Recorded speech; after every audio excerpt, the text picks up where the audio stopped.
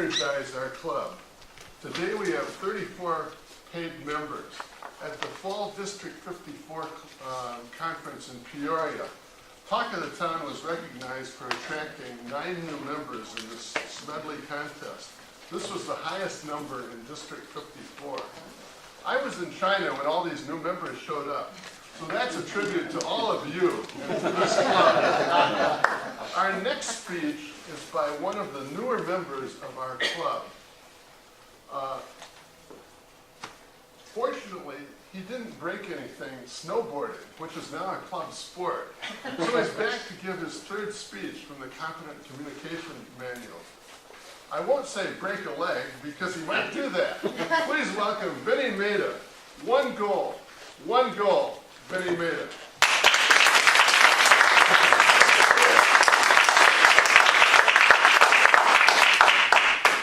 Thank you, Toastmaster, fellow Toastmasters, honored guests.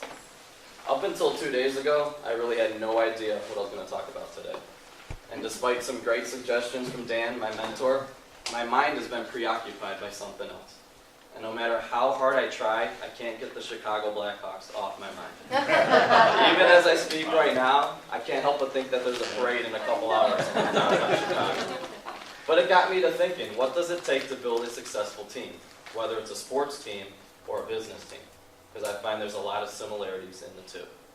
First and foremost, I think it starts with the owner. You've got to have a guy or gal at the top of the pyramid that has passion and a goal for the entire organization. Once you have that, everybody below them has no choice but to absorb that same passion and energy. Once you have the right person leading the ship, then it's a combination of bringing in experts, understanding your customer base, teamwork, dedication, and most importantly, everybody from the organization from top to bottom all buying into one common goal. Now in the case of the Blackhawks, that's to eventually hoist the Stanley Cup over their heads. But in the case of many of your businesses, it might be to increase your revenue by a certain percentage, or gain a market presence in a new territory, or even be the leader in your industry. Now despite winning 2 out of the last 4 championships, it wasn't all fun and games for the Blackhawks. In fact, they had to endure a lot of hardship before they steered the ship in the right direction. Back in the early 2000s, the owner of the Blackhawks was Bill Wirtz. And as I mentioned, passion is one of the key components of any successful organization. But his main passion was making money.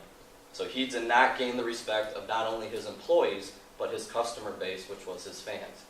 He made the unfortunate decision of actually canceling games on television so that fans would have to buy tickets to the actual game. So here's an owner that puts a product out to his customers and says, you can't see it, but if you want to see it, you have to pay extra for it, because on top of it, he raised ticket prices. So it was a series of moves like this that in 2004, ESPN actually named the Blackhawks the worst franchise in sports. More so than the Cubs. But it wasn't until they got the right ownership that that passion get changed into the right direction. So Bill's son, Rocky Wirtz, actually spearheaded the ship in the right direction. He put games back on the air. He lowered ticket prices. He got people, experts in the field, that share the same passion he did. He brought in McDonough. He brought in GM Stan Bowman. He brought in the coach, Joel Quenneville. And then on top of that, they invested solid in a core of experts in Jonathan Toews, Patrick Kane, the list goes on and on. But once these people were finally set, that passion needed to be educated into every person in that locker room. They needed to know what it meant to wear that Indian head across their sweater. It's just as I hope all of you guys know what it means to wear your company's logo across your chest. Because there's a certain amount of prestige and honor that comes with wearing a company's logo, and unless every employee has that same passion that the owner did when they first made the company, you truly won't reach the potential goal that you're trying to reach. Now, once you have all these things in place, the next thing to do is obviously teamwork and dedication.